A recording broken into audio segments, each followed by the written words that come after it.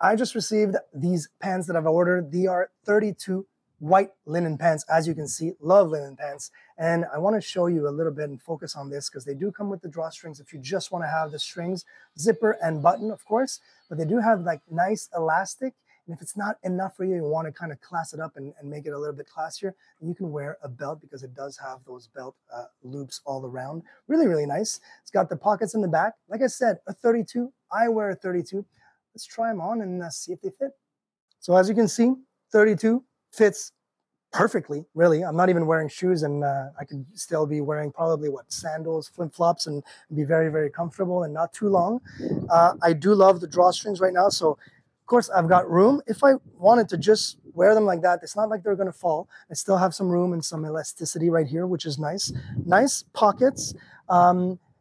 The really cool thing is usually linen pants, I tend to have, like right now I have darker underwear, so boxers that are really, really dark, and you're not seeing them through, which is a plus. I don't have to wear light underwear and be worried that it's going to show right through. So really nice for summer, for vacation, you're traveling.